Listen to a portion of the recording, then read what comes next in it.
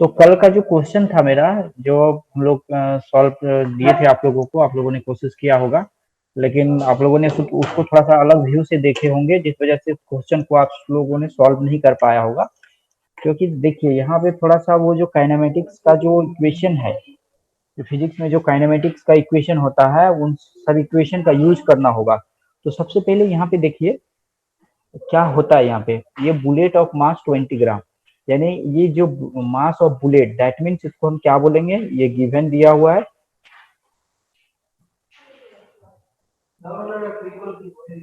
Given है। आज मेरा वो जो मेरे पास जो लिखने का वो जो ये था वो थोड़ा सा खराब है, जिस वजह से आज मैं वो नहीं, थोड़ा सा दिक्कत है, नेक्स्ट क्लास से वो मैं लेके आऊंगा। तो जो स्मॉल एम दिया हुआ है, मास ऑफ द बुलेट्स क्या हुआ है, ये दिया हुआ है 20 ग्राम। तो सबसे पहले हमें इसको, इस ग्राम को, ये 20 ग्राम है मेरा, इसको हमको एस आई सिस्टम में कन्वर्ट करना होगा। तो एस आई सिस्टम में इसको कन्वर्ट करेंगे तो ये कितना होगा बताइए, ऐसा जीरो सिस्टम में पॉइंट कितना? 0.02। 0.02, या फिर इसको 2 × 10⁻⁴ हम लोग ये -2 लिख सकते हैं। -3। -3 है, चलो 0.02 लिख दिए। जो आप लोगों ने कहा, कोई कहीं से भी करें आंसर एक ही आएगा। ये क्या आ जाएगा, ये ग्राम है तो ये किस में आ जाएगा, मेरा केजी में आ जाएगा। केजी। ठीक है। दूसरा है ये velocity, that means small v जो है मेरा, वो स्मॉल v वेलोसिटी, और ये वेलोसिटी है किसका, बुलेट्स का। कब का यस है, सर। जब जस्ट अगर सपोज कीजिए एक ये गन है, गन से यहाँ से ये यहाँ से बुलेट्स यहाँ से निकला है, तो जब ये निकला तब उसका वेलोसिटी है ये वाला v, सॉरी ये इनिशियल वेलोसिटी होगा जब निकला, तो ये यानी u होगा, नॉट v। ठीक है, u। जब ये यहाँ से 40 बोल रहा है कि ये 40 सेंटीमीटर दूर जाके यहाँ पे रुक जाता है, और 40 सेंटीमीटर पे रुक जाता है, तो वहां पे वेलोसिटी जो मेरा final velocity v equal to 0 हो जाएगा, होगा तो। Yes sir. तो फाइनल वेलोसिटी 0 हो गया। दैट मीन्स u अगर मेरा दिया हुआ है 200, देखिए आज थोड़ा सा लिखावट में इसलिए प्रॉब्लम हो रहा है क्योंकि मैं माउस से लिख रहा हूँ। ठीक है, 200 मीटर पर सेकेंड। ठीक है, 200 पर मीटर पर सेकेंड, और v इक्वल टू जो होगा मेरा फाइनल वेलोसिटी जो होगा वो 0 होगा। क्यों? क्योंकि जब वो कहीं पे जाके रुक जाएगा तो रुकेगा तब जब वेलोसिटी 0 हो जाएगा। तो हमें क्या मिला, मास of the gun, mass of the bullet, sorry mass of the bullet. दूसरा क्या मिल गया, इनिशियल वेलोसिटी, फाइनल वेलोसिटी। अब वो डिस्टेंस कितना ट्रेवल करता है, दैट मीन्स ये जो एस है वो कितना है, वो है 40 सेंटीमीटर। 40 सेंटीमीटर को हमको मीटर में कन्वर्ट करना है, तो कितना हम लिख सकते हैं, 0.4। 0.4। Very good. ऐसे बोलिएगा, इससे क्या होगा, आपका जो थोड़ा सा माइंड जो होगा वो शार्प होगा। ठीक है, तो ये मुझे पता चल गया कि जो है बुलेट्स का मास 20 ग्राम, या फिर उसको केजी में करेंगे 0.02 kg. Initial velocity of the bullets 200 metre per second, final velocity is 0। S equal to है 40 सेंटीमीटर, दैट मीन 0.4 मीटर। अब एक चीज बताइए, अगर वो 40 सेंटीमीटर के बाद अगर जाके रुक जाता है, स्टॉप हो जाता है 40 सेंटीमीटर के बाद, सपोज कीजिए यहाँ से शुरू हुआ था, यहाँ पे वो 40 सेंटीमीटर है, ये 40 सेंटीमीटर का है, यहाँ पे रुक गया, यहाँ पे वेलोसिटी 0 है। अच्छा, वेलोसिटी यहाँ पे था 200 और यहाँ पे 0 हो गया, दैट मीन्स यहाँ पे बीच में एक एक्सेलरेशन काम कर रहेगा, और ड्यू टू एक्सेलरेशन ही de acceleration, sorry de acceleration, negative acceleration उसके वेलोसिटी को 0 करेगा। नेगेटिव एक्सेलरेशन ही उसके वेलोसिटी को 0 करेगा, या फिर उस ऑब्जेक्ट को 2 मीटर पर सेकेंड का वेलोसिटी से उसको स्टॉप में लाएगा, दैट मीन्स एक एक्सेलरेशन है यहाँ पे, यस सर। एक्सेलरेशन अप्लाई हुआ है, डी एक्सेलरेशन। तो सबसे पहले मुझे क्या निकालना होगा, वो एक्सेलरेशन निकालना होगा।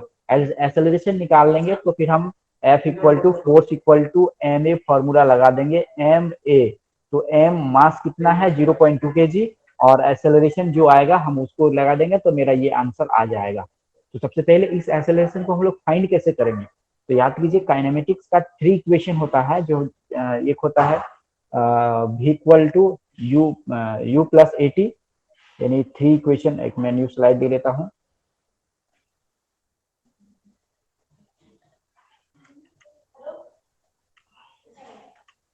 काइनेमेटिक्स का जो 3 इक्वेशन है, एक होता है u इक्वल टू, आप लोग वो जानते होंगे कि ये क्लास 9 का चीज है, u प्लस 80।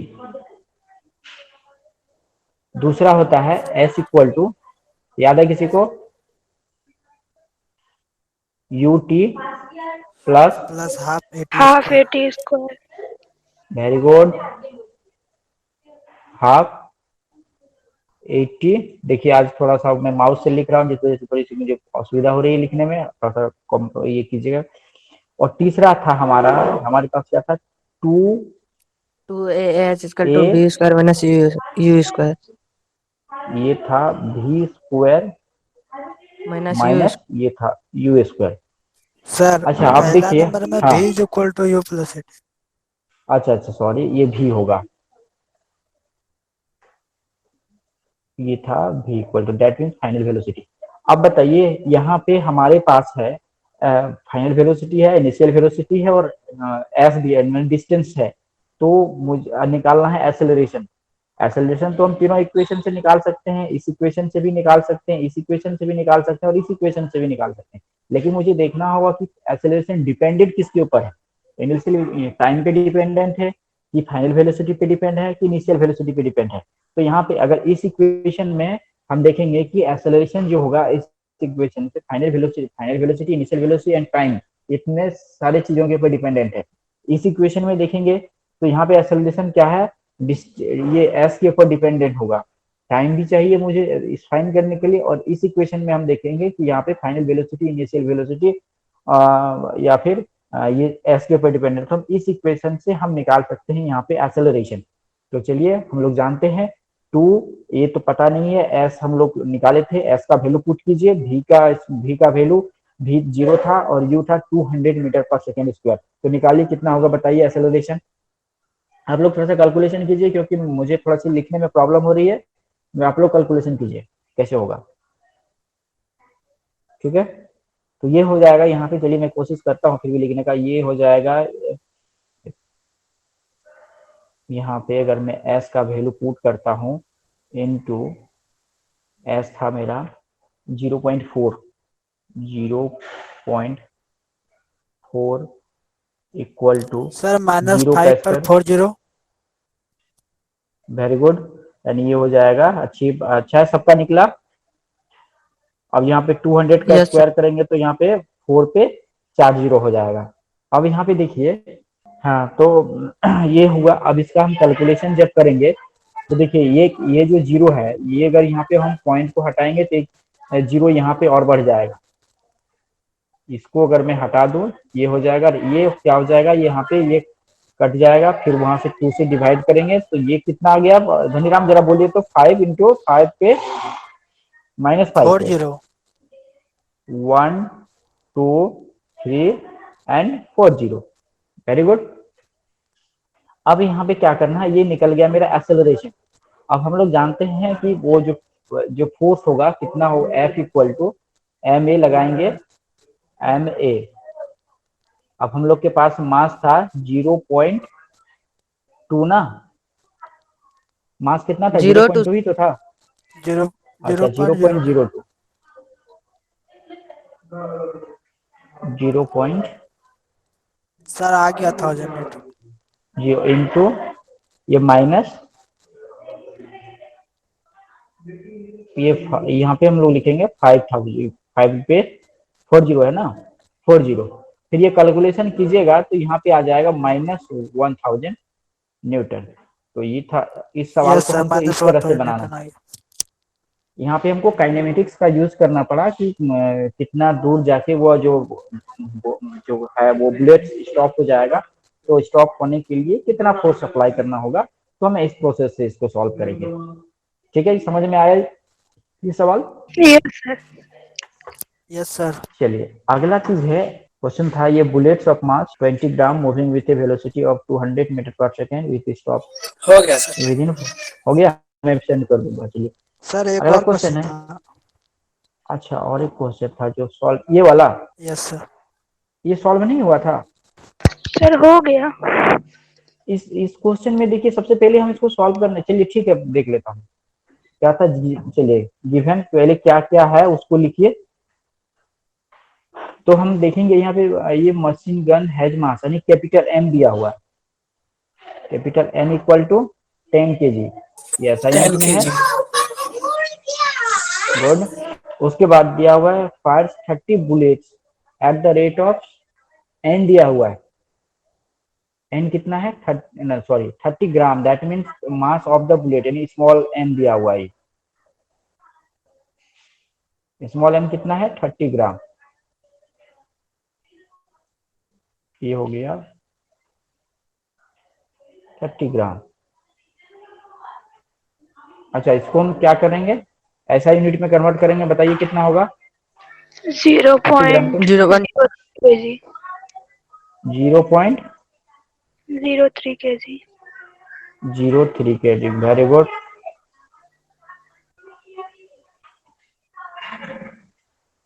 0.3 kg। अब है कि bullets at the rate of 6 bullet पर सेकेंड, दैट मीन 1 सेकेंड में 6 बुलेट होता है, तो दैट मीन 1 सेकेंड का अगर हम निकालेंगे तो n इक्वल टू मेरा 6 हो जाएगा। अब है वेलोसिटी ऑफ द बुलेट्स यानी स्मॉल भी निकालना है, स्मॉल भी दिया हुआ है, कितना है ये 400 मीटर है पर सेकेंड, मीटर पर सेकेंड। अब कहता है what force must be applied to the gun to keep it in position. अब बोल रहा है कि जो रिकॉल वेलोसिटी को बैलेंस करने के लिए मुझे कितना फोर्स लगाना होगा गन के ऊपर। इसके लिए सबसे पहले मुझे क्या फाइंड कर, हम लोग जानते हैं एक रिलेशन, क्या जानते हैं, एफ इक्वल टू, हम लोग देखे थे, F equal to capital M, sorry एक यहाँ पे स्मॉल एन, कैपिटल एम और उसके बाद कैपिटल भी इक्वल टू, यहाँ पे माइनस ऑफ एन और यहाँ पे स्मॉल एन और स्मॉल भी। तो ये इस रिलेशन में हम देखें कि जो फोर्स इक्वल टू इतना, ये फॉर्मूला रिलेशन हम लोग जानते हैं, तो हमें तो रिकॉल वेलोसिटी पता नहीं है, तो इसका सॉल्यूशन करने के लिए मुझे रिकॉल वेलोसिटी चाहिए ही नहीं, क्योंकि हम लोग जानते हैं कि ये दोनों एक दूसरे के बराबर होता है। तो ये फॉर्मूला अप्लाई करेंगे और डायरेक्ट आंसर निकाल लेंगे। तो ये फॉर्मूला से हम यहाँ पे माइनस, आप यहाँ पे n यानी ये हो जाएगा 6 इंटू, ये होगा ये 0.3 और ये हो सर जाएगा इंटू, 0.03 है। अच्छा 0. अच्छा मैं एक काम करता हूँ, इसको नेक्स्ट स्लाइड में लेता हूँ।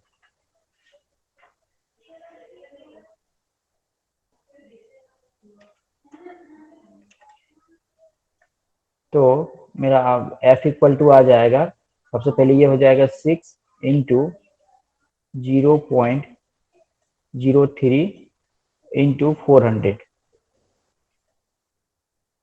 400 माइनस में होगा 400, बट ये टोटल माइनस में होगा। अब इसका कैलकुलेशन करना है, तो यहाँ पे ये अगर पॉइंट को मैं हटाता हूँ तो ये 2 0 कैंसिल हो जाएगा। अब 6 3 जा कितना होगा, ये इसका मल्टीप्लीकेशन 18 हो जाएगा, और 18 अगर ये 18 हो गया तो इसको सिर्फ मल्टीप्लाई कर देना है।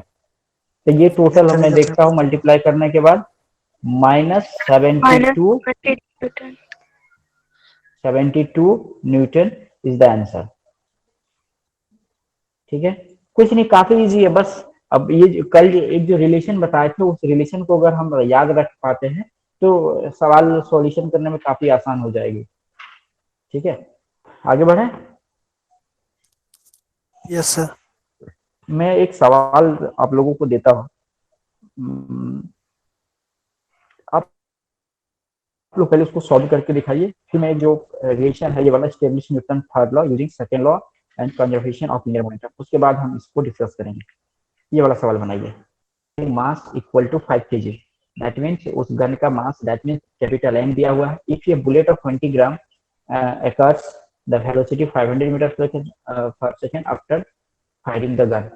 ठीक है, बॉल जब से ही फायरिंग होता है उसका वेलोसिटी 500 मीटर पर सेकेंड आ जा रहा है, तो उस गन का recall velocity, that means capital भी फाइंड करना है मुझे। चलिए इस सवाल को उस क्वेश्चन को सॉल्व कीजिए। Sir -12.5 Newton. -12.5 न्यूटन। यूनिट क्या आया, यूनिट बोलिए। सर मीटर मीटर पर सेकंड। मीटर पर सेकंड। मीटर पर सेकेंड, ठीक है। चलिए और एक तो किसी से और मिला लेते हैं और सॉल्व करने दीजिए, और भी लोग हैं। सर -2.5 मीटर पर सेकंड आया। डिफरेंट डिफरेंट आंसर कैसे आ जा रहा है। चलिए कोई बात नहीं, हम वो एक बार देख लेंगे। सबसे पहले क्या क्या दिया हुआ है गिवन।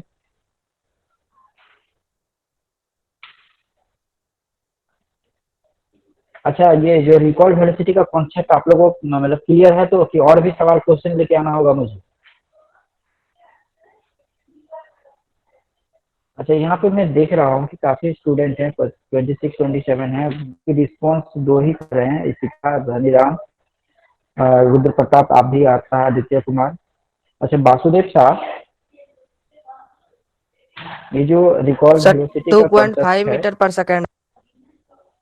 ठीक है। तो मैं तो देख लेता हूँ थोड़ा सा, मैं भी आपके सामने सॉल्यूशन करूंगा, कैलकुलेशन करूंगा, मैं बाय द प्रोसेस नहीं करना चाहूंगा, बस हम लोग थोड़ा सा देखेंगे। चलिए, तो सबसे पहले क्या क्या दिया हुआ है उस चीज को हम लोग देखते हैं।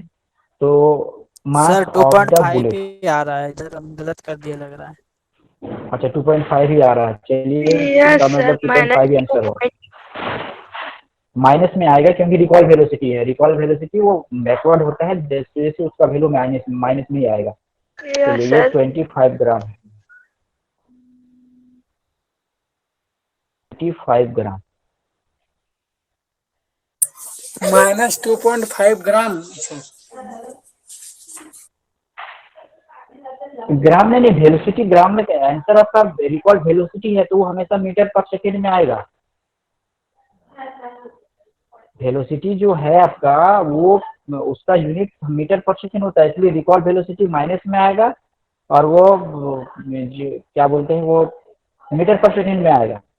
उसका यूनिट ग्राम नहीं हो सकता है, वेलोसिटी का यूनिट मास रहता तो फिर वहां पे अलग हो सकता था। स्मॉल v इक्वल टू दिया हुआ है 500 metre per second.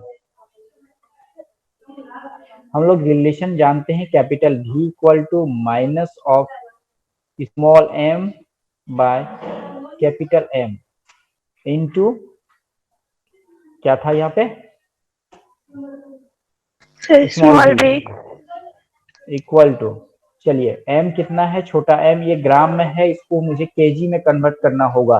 That means कितना हो जाएगा ये, 25 इंटू 10⁻³ यस सर 25 इंटू 10⁻³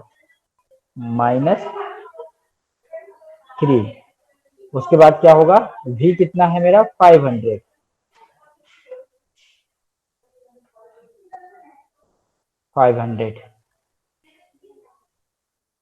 अगला है और बाय है, जो m है ये 5 है। आई थिंक इसको आप कैलकुलेट करिए, आंसर आपको मिल जाएगा। ये 5 है, इसका कैलकुलेशन कीजिए आप लोग, आंसर आपके सामने होगा। ये 5 हो गया और ये 20 कैंसिल हो गया। देख लीजिए जितना होगा वही मेरा रिकॉल वेलोसिटी होगा। सर वही आ रहा -2.5. माइनस टू हाँ पॉइंट सर, फाइव मेरा भी -2.5 आया मीटर। ठीक है, दैट मीन्स आंसर हम लोग का वही सही है। चलिए और एक क्वेश्चन है, ये वाला भी। अब इसमें निकालना है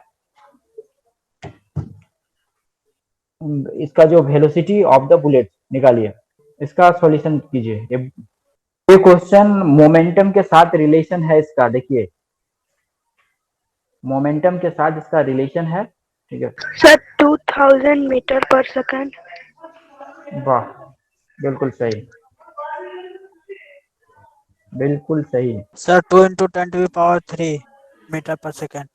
चलिए सही है, 2 × 10⁻⁴ वो भी एक राइट आंसर है आपका।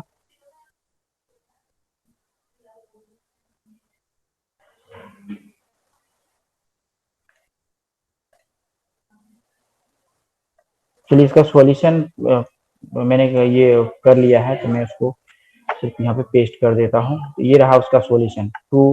ये जो इसका आंसर होगा 2000 मीटर पर सेकेंड। सबसे पहले क्या क्या करना पड़ा है, क्या क्या दिया हुआ है, मोमेंटम दिया हुआ है। मोमेंटम दैट मीन्स ये जो मोमेंटम होगा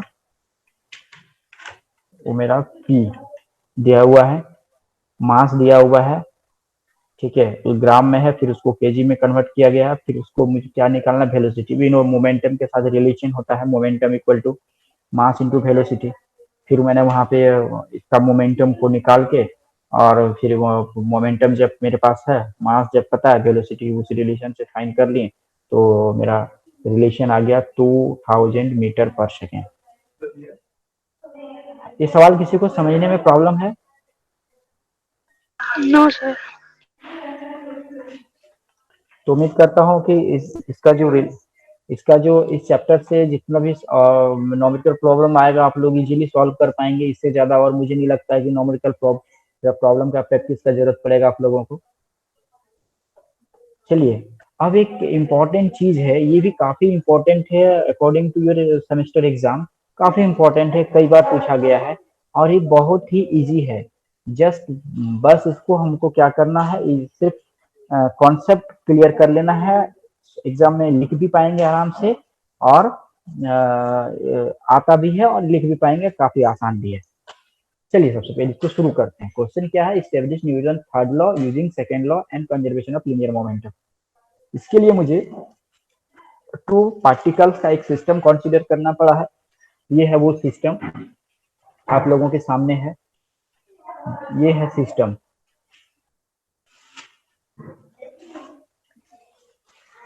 मैं एस नाम देता हूं, ठीक है। इस सिस्टम का ये है एक सिस्टम एस।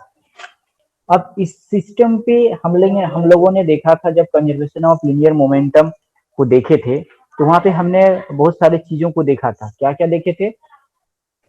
पहला चीज कि दो एक्सटर्नल फोर्स अप्लाई किया था हमने, F1 F2, two external force, F1 external force on particle 1 and F1 external force on body 1, इसके ऊपर F1 और इसके ऊपर F2। हम लोगों ने ये देखा था, इस पे ज्यादा डिस्कस करने की जरूरत नहीं पड़ेगा मुझे। अब है F12 भी फोर्स लगाता है। ये जो F12 भी, इसके बारे में भी हम लोग जानते हैं। और जो ये F21 यानी F जो 21, ये इसके बारे में भी हम लोग जानते हैं। फिर भी मैं एक बार बता देता हूँ, दो F1 F2 इस बॉडी के ऊपर एक्सटर्नल फोर्स है और एक्सटर्नल फोर्स का डायरेक्शन इस डायरेक्शन में है। F1 का डायरेक्शन ये है और F2 का डायरेक्शन ये है। जब ये दोनों फोर्स लीनियर मैंने एक लाइन में, दैट मीन्स एक सरफेस के ऊपर रखा हुआ है, दोनों साइड से जब फोर्स लगाते हैं तो क्या होता है, दोनों आपस में टकराता है। जब टकराता है तो क्या होता है, ये भी ऑब्जेक्ट, फर्स्ट ऑब्जेक्ट भी सेकंड से टकराता है और सेकंड ऑब्जेक्ट भी फर्स्ट से टकराता है, क्योंकि दोनों ऑब्जेक्ट पे एक्सटर्नल फोर्स लगाया हुआ है। अगर एक स्टॉप रहता है तो हम कहते हैं कि ऑब्जेक्ट जो स्टॉप है उससे दूसरा वाला टकरा है, लेकिन यहाँ पे दोनों मोशन में आ जाएगा क्योंकि दोनों पे एक्सटर्नल फोर्स अप्लाई होगा, तो हम कहेंगे यहाँ पे दोनों एक दूसरे से टकरा रहा है। जब दोनों एक दूसरे से टकराएगा तो दोनों एक दूसरे के ऊपर फोर्स अप्लाई करेगा। तो यही है जो F12 देख रहे हैं आप लोग, ये जो है F12, दैट मीन्स जो है body force on particle 1 by particle 2। क्या होता है, पार्टिकल 1 पे फोर्स लगा रहा है, पार्टिकल 2 जब टकराता है तो। और F21 जो देख रहे हैं, इसका मतलब हुआ, ये F21 का मतलब हुआ जो फोर्स लग रहा है पार्टिकल 2 पे पार्टिकल 1 के द्वारा, यानी पार्टिकल 1 फोर्स लगा रहा है पार्टिकल 2 पर। अब यहाँ पे जब फोर्स है और उसका जब एक उस ऑब्जेक्ट का एक मास है, दैट मीन्स मोमेंटम भी होगा। तो हमने कंसीडर किया है P1 is the linear momentum और पार्टिकल 1, इस पार्टिकल का लीनियर मोमेंटम क्या है, इसको मैंने कंसीडर किया है P1, और इस पे लीनियर मोमेंटम जो है वो P2। ठीक है, सॉरी ये P2 होगा, माय फॉल्ट। तो P1 is the linear momentum of particle 1 and P2 is the linear momentum of particle 2। ठीक है, अब कहता है कि हम क्या करेंगे, according to Newton second law, हम सेकेंड लॉ के अनुसार हमने देखा है कि एक्सटर्नल फोर्स जो होगा पार्टिकल वन, एक्सटर्नल फोर्स ये क्या है, ये F1 प्लस, वो ये जो है आप लोगों के सामने F1 प्लस F12, ये है external force on particle one, यानी वन के ऊपर एक्सटर्नल फोर्स है ये। तो वन के ऊपर एक्सटर्नल फोर्स हुआ, दैट मीन्स वहां पे the rate of change according to Newton second law होता है, the rate of change of momentum is directly proportional to the applied force. तो पार्टिकल वन पे अप्लाइड फोर्स है F1 प्लस F12, तो that means वो भी directly proportional होगा और चेंज इन मोमेंटम के। तो यही यही according to Newton second law हमने इसको लिखा है। अब ये पार्टिकल वन के लिए है और ये पार्टिकल टू के लिए है, ये दोनों अलग अलग दोनों पार्टिकल के लिए है। अब क्या करते हैं, इस दोनों इक्वेशन को ऐड करते हैं, ऐड करने के बाद ये जो रिलेशन आया इस इक्वेशन में, ये जो F1 और F2 है, F1 और F2 है, ये एक्सटर्नल फोर्स है, इसलिए यहाँ पे दोनों को हटा के मैंने एक्सटर्नल फोर्स लिखा है। उसके बाद है F12 और F21, जो एक ऑब्जेक्ट दूसरी ऑब्जेक्ट के ऊपर लगाता है, और यहाँ पे जैसे ये d/dt को कॉमन लिया है तो P1 plus P2।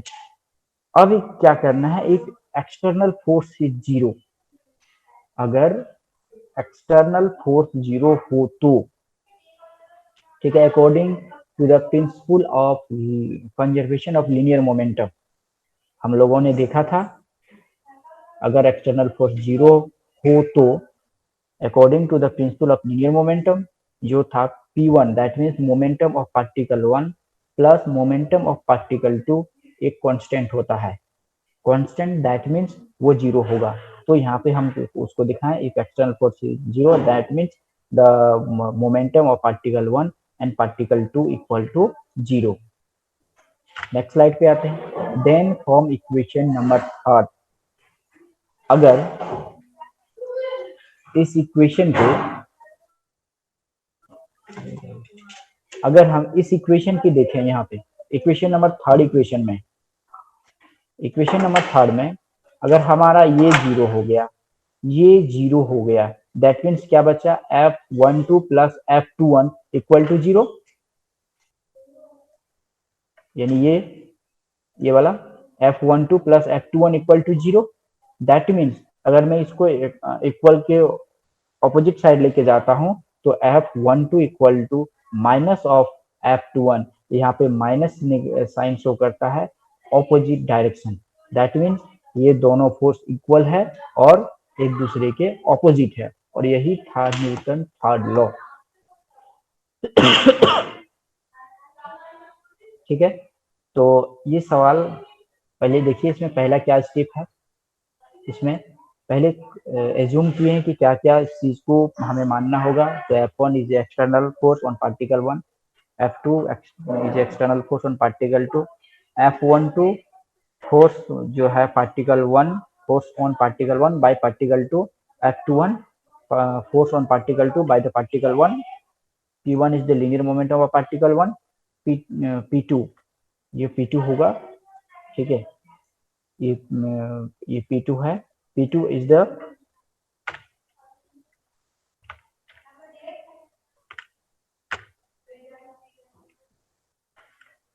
The linear momentum of particle two, ये सेकेंड पार्टिकल का लीनियर मोमेंटम है फर्स्ट। उसके बाद हम लोग according to Newton second law दोनों पार्टिकल के पर जो rate of change of momentum है वो निकाल लिए, फिर दोनों इक्वेशन को ऐड किए हैं, फिर ऐड करने के बाद एक्सटर्नल फोर्स को जीरो किए हैं, फिर एक्सटर्नल फोर्स अगर जीरो हुआ तो हम लोग कंजर्वेशन ऑफ लीनियर मोमेंटम से जानते हैं कि जो टोटल जो मोमेंटम है पूरा सिस्टम का टोटल लीनियर मोमेंटम होता है वो कांस्टेंट होता है, और ये जो डिफरेंशियल का फॉर्म में जो ये जीरो कब होगा, जब ये वाला कांस्टेंट होगा, हम लोगों ने देखा था इस चीज को। तो ये जीरो हो गया, तो इक्वेशन नंबर थर्ड में जब यहाँ और यहाँ जीरो पुट करेंगे हम, तो हमें ये वाला रिजल्ट मिलेगा, ये F12 plus F21 equal to zero, that means F12 equal to minus of F21। यही था न्यूटन थर्ड लॉ का स्टेटमेंट कि कोई भी फोर्स जब होता है वो इक्वल होता है और इन ऑपोजिट डायरेक्शन में होता है। तो ये था हमारा इस चैप्टर का काफी इंपॉर्टेंट एक क्वेश्चन था जो हमने आप लोगों के साथ डिस्कस किया। अगर इसमें कहीं डाउट है, प्रॉब्लम है, तो प्लीज बोलिए, कहाँ कहीं अगर समझ में नहीं आया तो मैं वहाँ पे क्लियर करता हूँ आपको। तो ये था हमारा ये चैप्टर। मैं एक पूरे चैप्टर का एक बार ओवरव्यू देता हूँ, सारी चीजों को बारीकी से देखता हूँ कि क्या क्या इस चैप्टर में हम लोगों ने पढ़ा, और आपके एग्जाम के व्यू से क्या क्या चीजें काफी इंपॉर्टेंट है, उन सब चीजों को आप लोग बिल्कुल मिस नहीं करेंगे, उस सब चीजों को बहुत अच्छी तरह से देखेंगे। ठीक है, वैसे तो नॉलेज हर एक नॉलेज काफी का जरूरत होता है, कोई भी ये नहीं होता, लेकिन हम लोग शुरुआत से देखते हैं। ये चैप्टर जब हम शुरू किए तो ये तो ये एक्चुअली ये आपका अप्लाइड फिजिक्स का पार्ट था सेकेंड सेमेस्टर का, लेकिन आप लोग का सिलेबस चेंज हुआ तो इसको आपका सिलेबस फर्स्ट सेमेस्टर का सिलेबस में लाया है। तो फर्स्ट हमने देखा था फोर्स, चैप्टर का नाम है, यूनिट 2 का ही चैप्टर है, फोर्स एंड मोशन। तो हमने फर्स्ट देखा था फोर्स क्या होता है। फोर्स एक एक्सटर्नल एजेंट होता है जो किसी बॉडी के स्टेट को चेंज कर सकता है, या तो रेस्ट में है तो उसको मोशन में कर सकता है, या मोशन में है तो उसको रेस्ट में कर सकता है। That is the fundamental concept of force. बहुत ही बेसिक बातें हैं फोर्स पर। दूसरा था मोशन, हम किसको कहेंगे, बस। ठीक है, अगर कोई ऑब्जेक्ट का पोजिशन टाइम के रिस्पेक्ट में चेंज हुई, देखिए ये सब क्वेश्चन जो मैं what is force what is motion, ये आपका जो भाइवा होगा, इंटरनल भाइवा हो चाहे एक्सटर्नल भाइवा हो, ये सब छोटे छोटे क्वेश्चन को पकड़ा जाता है भाइवा के दृष्टिकोण से। तो what do you mean by motion, that means अगर कोई किसी ऑब्जेक्ट का position with respect to time change हो तो हम उसको कहेंगे उसमें मोशन है, अगर चेंज ना हो तो वहां पे हम कहेंगे ये रेस्ट में है। अच्छा, इसका जो एक टाइम ये जो है कि जैसे कि मैंने कहा कि कोई ऑब्जेक्ट अगर रेस्ट में है तो रेस्ट का जो एक ऑब्जेक्ट जो होता है टाइम एंड डिस्प्लेसमेंट का ग्राफ, टाइम, ये अगर टाइम है यहाँ से लेंगे और ये डिस्प्लेसमेंट है, इसका अगर हम ग्राफ लेंगे तो हम क्या देखेंगे, सॉरी यहाँ पे मुझे लेना चाहिए, ये हो गया डिस्प्लेसमेंट और ये टाइम का ग्राफ लेंगे तो ग्राफ ऐसा आएगा। टाइम तो बढ़ेगा लेकिन कोई डिस्प्लेसमेंट नहीं होगा क्योंकि ऑब्जेक्ट मेरा रेस्ट में है। और जब जब जो कोई अगर मोशन का है, यूनिफॉर्म मोशन का, अगर मैं डिस्प्लेसमेंट लूँ और यहाँ पे टाइम लूँ तो वहाँ पे ग्राफ कभी ऐसा हो सकता है, कभी फिर कम बेसी ऐसा हो सकता है, या फिर एक या लाइनिंग में हो सकता है, या फिर इसके ऐसा भी ग्राफ हो सकता है। दैट मीन्स यहाँ पे दोनों बढ़ रहा है, टाइम के साथ साथ उसका डिस्टेंस भी बढ़ रहा है। तो मोशन को हम डिफाइन करेंगे, अगर किसी ऑब्जेक्ट का पोजीशन टाइम के रिस्पेक्ट में चेंज होगा तो हम उसको मोशन में बोलेंगे। अगर टाइम बढ़ रहा है बट ऑब्जेक्ट का मोशन चेंज पोजीशन चेंज नहीं हुआ तो हम उसको बोलेंगे वो रेस्ट में है। जस्ट एग्जांपल के, आप टेबल पे अपना वाटर बोतल को रखिए, आप रखिए, उसके बाद 5 मिनट के बाद देखिए क्या वो कोई डिस्प्लेसमेंट होता है, क्या वो अपना जगह चेंज करता है, नहीं करता है, तो हम क्या बोलेंगे उसको कि वह रेस्ट में है। चलिए अगला था डिस्टेंस। डिस्टेंस होता है amount of space between two things, दो वस्तुओं के बीच का जो खाली जगह होता है उसी को हम कहते हैं डिस्टेंस। अगला था डिस्प्लेसमेंट। डिस्प्लेसमेंट के बारे में काफी बातें की थी हम लोग कि डिस्प्लेसमेंट नेगेटिव हो सकता है, डिस्प्लेसमेंट जीरो हो सकता है, बट डिस्टेंस कभी जीरो नहीं होगा। तो डिस्टेंस डिस्प्लेसमेंट को हम लोग कैसे डिफाइन करेंगे, शॉर्टेस्ट डिस्टेंस बिटवीन 2 पॉइंट। ठीक है, shortest distance between 2 point, that means अगर या फिर बोल सकते हैं shortest distance between final and initial position. फिर एग्जांपल को समझने के लिए, कोई ऑब्जेक्ट यहाँ से स्टार्ट किया चलना, यहाँ से घूम के गया, यहाँ से घूम के गया यहाँ तक, ठीक है, तो ये इसका डिस्टेंस हो सकता है, ये 200 मीटर हो सकता है, लेकिन अगर डिस्प्लेसमेंट दैट मीन्स यहाँ से यहाँ तक शॉर्टेस्ट डिस्टेंस अगर 50 मीटर होगा तो हम कहेंगे उसका डिस्प्लेसमेंट 50 मीटर है, लेकिन डिस्टेंस ट्रेवल उन्होंने 200 मीटर किया है। यह एक वेक्टर क्वांटिटी है।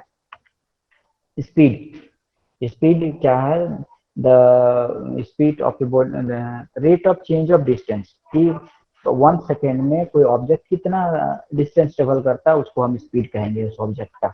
ठीक है, यह एक स्केलर क्वांटिटी है और इसको स्मॉल यू और स्मॉल बी से डिनोटेड किया जाता है। आपके सामने है एक स्पीडोमीटर जो बाइक में लगा हुआ रहता है।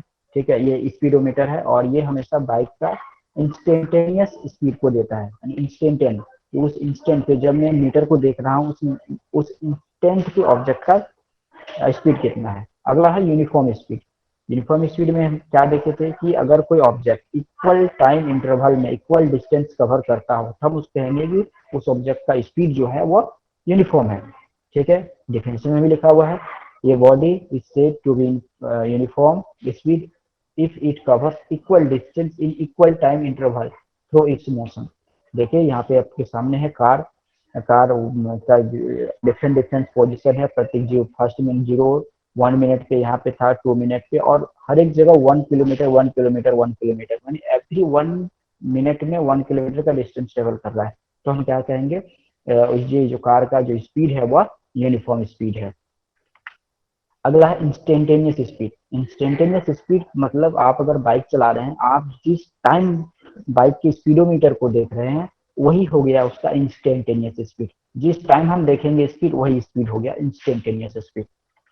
अगला था average speed. Average speed that means हो गया कि अगर आप घर से कॉलेज आते हैं, और मान के चलिए कॉलेज, आपका घर से कॉलेज है 20 किलोमीटर, और 20 किलोमीटर ट्रेवल करने में आपको लगा 10 मिनट, तब तो स्पीड अगर हम कैलकुलेट करेंगे तो मान लीजिए कुछ आया 5 किलोमीटर पर आवर या 5 मीटर पर सेकेंड का आया, तो क्या ऑल टाइम तो आपका स्पीड सेम नहीं था, ये टोटल, यानी घर से आने में टोटल का जो टोटल डिस्टेंस था, टोटल कितना लगा उसको डिवाइड किए तो हम वो स्पीड निकालते हैं, तो वो होता है मेरा एवरेज स्पीड।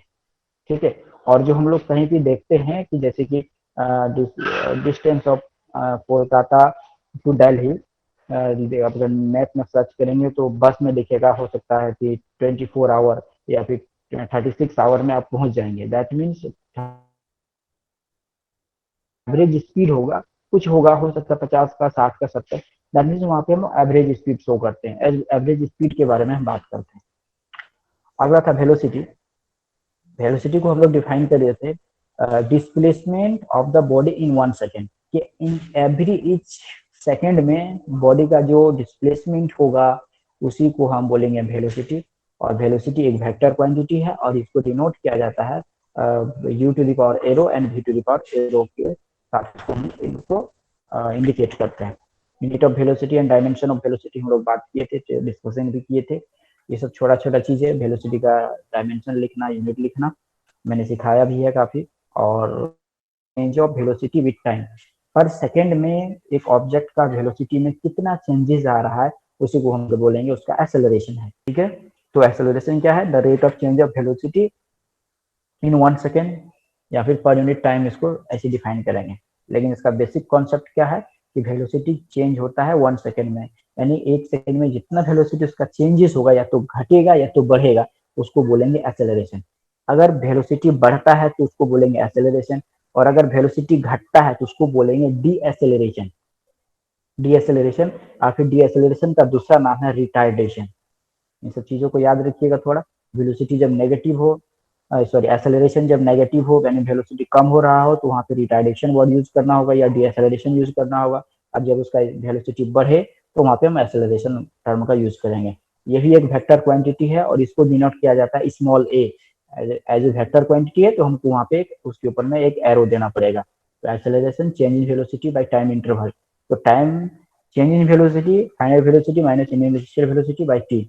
अब देखिए रिलेशन जो है यहाँ से आप देख सकते हैं, velocity minus initial velocity by T, तो ये हो गया हमारा एक्सेलरेशन का कॉन्सेप्ट। अगला आता है कि ये कुछ न्यूमेरिकल प्रॉब्लम दिया था हमने इसके बेसिक फंडामेंटल को समझने के लिए। ठीक है, तो आप लोग देख लीजिएगा, ये भी था। अब था फोर्स का, मतलब इनर्शिया ऑफ मैटर की, इनर्शिया एक ऑब्जेक्ट का इनर्शिया क्या होता है। तो यहाँ पे हमने देखा था कि अगर एक कंक्लूजन पे आए थे कि more of the mass more is the inertia, अगर कोई ऑब्जेक्ट का मास ज्यादा होगा तो उस ऑब्जेक्ट का इनर्शिया ज्यादा होगा। इनर्शिया दैट मीन्स एक टेंडेंसी होता है या फिर एक प्रॉपर्टी होता है, वो कोई भी चेंज को, अपने उस बॉडी में होने वाले चेंज को अपोज करना ही वो इनर्शिया है। अगर कोई बॉडी ऑब्जेक्ट सॉरी रेस्ट में है तो उस पर मैं फोर्स अप्लाई करूं तो वो उस फोर्स के अपोज, ठीक है, अपोज करेगा, यानी वो रेस्ट में ही रहना चाहेगा। इस टेंडेंसी को हम कहेंगे इनर्शिया। और एक हमने जाना था more is the mass more is the inertia. अगला था इनर्शिया दो टाइप का होता है, एक रेस्ट और दूसरा मोशन। दैट मीन्स जैसे कि अगर कोई ऑब्जेक्ट रेस्ट में है तो वो रेस्ट में ही रहना चाहेगा, और दूसरा इनर्शिया कहते हैं मोशन, कि अगर कोई ऑब्जेक्ट मोशन में है तो वो हमेशा मोशन में रहना चाहेगा, वह रुकना नहीं चाहेगा। अब था नेक्स्ट क्लास में हमने देखा था Newton law of motion. Newton का पहला जो लॉ था वो अकॉर्डिंग टू द इनर्शिया के ऊपर उसको डिफाइन किया गया है, या फिर उसी के सेंस पे, उसी की बेसिस पे है क्या every body continue to be state of rest.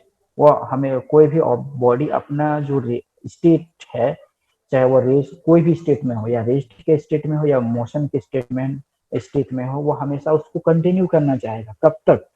जब तक उस पर कोई एक्सटर्नल फोर्स अप्लाई ना किया जाए। That is the first law. Second law क्या था? The rate of change of momentum of your body is directly proportional to the applied force. ठीक है, हम लोगों ने देखा ये अप्लाइड फोर्स जो होता है वो rate of change of momentum के डायरेक्टली प्रोपोर्शनल होता है। फिर न्यूटन का थर्ड लॉ पे गए थे, every action there is an equal and opposite reaction. प्रत्येक क्रिया के बराबर एवं विपरीत प्रतिक्रिया होती है। This is the statement of Newton third law. इसके बाद हमने क्या देखा था? Quality definition of force from first law. According to Newton first law हमने देखा कि न्यूटन के फर्स्ट लॉ से मुझे फोर्स का डेफिनेशन मिलता है। क्या? That means force is external cause which change और tends to change the state of ये बॉडी। ठीक है, अब यहाँ पे काफी लंबा डेफिनेशन लिखा है, आप चाहें तो उसको घटाकर छोटा भी कर सकते हैं। Force is external cause which change और tends to change the state of a body. ठीक है, अगला था मोमेंटम। मोमेंटम काफी इंपॉर्टेंट टॉपिक है, क्योंकि यहाँ से हमने काफी न्यूमेरिकल प्रॉब्लम, काफी रिलेशन चीजों को यहाँ पे देखा था। तो रिलेशन एक्चुअली होता है क्या है? Momentum of a body is defined as the product of mass and velocity. एक कोई ऑब्जेक्ट है होगा, उस ऑब्जेक्ट का एक सर्टेन मास होगा, अगर वह मोशन में है। ठीक है, अगर वह ऑब्जेक्ट मोशन में होगा तो दैट मीन्स ये वेलोसिटी भी होगा। उस ऑब्जेक्ट के मास और वेलोसिटी का जो प्रोडक्ट होगा वही उसका मोमेंटम होगा। और ये भी एक वेक्टर क्वांटिटी है। Momentum is a vector quantity and ऐसा unit KG metre per second. ठीक है, तो मोमेंटम का ऐसा यूनिट याद रखिएगा, इसका डायमेंशन भी याद रखिएगा, क्योंकि what do you mean bye momentum, momentum क्या होता है ये भी पूछा जाता है भाई में, हम लोग पूछते हैं, इस तरह के क्वेश्चन करते हैं, तो इस चीज को भी देखिएगा। फिर अब आए थे हम लोग न्यूटन का सेकेंड लॉ का डिस्कशन कि मोमेंटम जो था, मोमेंट यहाँ पे सेकेंड लॉ में कहता था कि जो है अप्लाइड फोर्स जो होता है वह मोमेंटम के डायरेक्ट चेंज ऑफ मोमेंटम के डायरेक्टली प्रोपोर्शनल होता है। तो यहाँ पे जो ये जो कैच कर रहा है, कैचिंग को हम लोगों ने बारीकी से समझा था। जब यहाँ पे था तो यहाँ पे मोमेंटम ज्यादा था, यहाँ पे मोमेंटम ज्यादा था, जहाँ जितना जितना नीचे आ रहे हैं मोमेंटम ज्यादा था, यहाँ पे ज्यादा था। और हम लोग एक डिस्कशन यानी कि रिजल्ट पे पहुंचे थे कि अगर मैं कैच करते हुए अपने हाथ को थोड़ा सा मोशन में लाता हूँ तो बॉल हमारे हाथों से निकलता नहीं है और हमारे हाथों में चोट नहीं लगता है। क्यों चोट नहीं लगता है? तो यहाँ पे सारा चीज मोमेंटम का था, क्योंकि जब हम बॉल हमारे हाथों में आता है तो वहाँ पे बॉल का मोमेंटम ज्यादा होता है, लेकिन जैसे ही उस डायरेक्शन में हम हाथ को पीछे लाते हैं उस बॉल का मोमेंटम कम होते जाता है और एट ए टाइम वहाँ पे वेलोसिटी जीरो हो जाता है, तो हम मोमेंटम खत्म हो जाता है, तो हमारे हाथों में बॉल चिप रह जाता है और बॉल हमारे हाथों से स्लिप नहीं करता है। ये था न्यूटन का सेकेंड लॉ। अब यहाँ से हमको एक क्वांटिटी डेफिनेशन मिला था, जहाँ से एक रिलेशन भी हम लोगों को मिला था। F इक्वल टू फोर्स जो होता है वो F equal to M A. फिर हमने यूनिट के बारे में बताया था कि फोर्स का एब्सोल्यूट यूनिट है न्यूटन और सीजीएस में डायन। फिर ग्रेविटेशनल यूनिट में एसआई में होता है केजी वाट, केजी वेट और ग्राम वेट। तो फिर हमने डिफिनेशन भी किया, डिफाइन भी किया था। अगला था डेफिनेशन ऑफ न्यूटन को डेफिनेशन डिफाइन किए थे हम लोग। फिर हमने एक रिलेशन भी गए थे हम लोग कि एक रिलेशन क्या होता है न्यूटन और डायन के बीच में। तो हमने देखा था 1 न्यूटन इक्वल टू 10⁵ डायन। ठीक है, 1 न्यूटन इक्वल टू 10⁵ डायन। तो ये काफी इंपॉर्टेंट है, काफी बार वाइवा में पूछा भी जाता है, what is the relation between Newton and डायन। ठीक है, ये याद रखना चाहिए आप लोगों को। अगला था discussion of third law. Third law को हमने डिस्कस किया था कि कोई फोर्स जब हम अप्लाई होता है तो इक्वल एंड अपोजिट में एक फोर्स अप्लाई होता है और वह अप्लाइड फोर्स के मैग्नीट्यूड के बराबर होता है, बट डायरेक्शन सिर्फ ऑपोजिट डायरेक्शन में हो जाता है। इस फिगर से माध्यम से यहाँ पे आप देख सकते हैं कि ये जो यहाँ पे जो तैराक है, यह पैर के थ्रू से इस वॉल पे फोर्स लगाता है तो ये वाल भी इस डायरेक्शन में एक फोर्स लगाता है, जिस वजह से ये जो तैराक है इस डायरेक्शन में वो तैर पाता है। अगला था इम्पल्स। इम्पल्स और इम्पल्सिव फोर्स क्या था? ये था कि एक बड़ा फोर्स एक स्मॉल टाइम पे, माने एक big force applying on A particle for a small time interval. जैसे यहाँ पे इस चीज को देखिए, इसका ये इस डायरेक्शन में था, इस बॉल का हॉकी स्टिक्स पे लगाया और यहाँ पे फोर्स अप्लाई किया और इसके डायरेक्शन को चेंज कर दिया, दैट मीन्स इसके मोमेंटम को चेंज कर दिया। ठीक है, तो क्या हम बोलेंगे इसको कि एक बड़ा फोर्स बहुत ही शॉर्ट टाइम के लिए अप्लाई होता है, और उस फोर्स और टाइम के मल्टीपल को ही हम कहते हैं इम्पल्सिव फोर्स या इम्पल्सिव फोर्स। अगला था principal of conservation of linear momentum, कि जो कोई सिस्टम का जो लीनियर मोमेंटम होता है वो कंजर्व होता है। कैसे? इसके लिए हमने न्यूटन थर्ड लॉ और न्यूटन सेकेंड लॉ और थर्ड लॉ का उपयोग किया था। जैसे कि ये सिस्टम आप लोग देख रहे हैं कि ये एक सिस्टम है, ये जो आपके सामने दिख रहा है ये दो ऑब्जेक्ट का एक सिस्टम है, यानी जिसमें दो पार्टिकल से F1 इस पार्टिकल 1 के ऊपर, और इस पे इस डायरेक्शन में फोर्स अप्लाई हुआ था F2, यानी एक्सटर्नल फोर्स ऑन पार्टिकल 2। अब यहाँ पे इस सिस्टम में जो दोनों पार्टिकल के बीच में एक पार्टिकल दूसरे पार्टिकल के ऊपर ये फोर्स अप्लाई कर रहा था, ये वाला जो हमने अभी देखा। ठीक है, ये जो फोर्स अप्लाई हो रहा था, फिर यहाँ पे हमने देखा कि F1 जो पार्टिकल 1 पे फोर्स कितना है और ये पार्टिकल 2 पे फोर्स कितना है। फिर हमने उसका मोमेंटम निकाला न्यूटन का सेकेंड लॉ के अनुसार। ठीक है, rate of change of momentum के साथ इसको दो इक्वेशन निकाल लिया। अब फिर ये P1 P2 मोमेंटम था, फिर दोनों इक्वेशन को ऐड किया। ऐड करने के बाद फिर ये जो F1 प्लस F2 जो था मेरा एक्सटर्नल फोर्स है, ये दोनों को एक्सटर्नल फोर्स के फॉर्म में लिखा। ठीक है, अब according to Newton third law F12 equal to F21।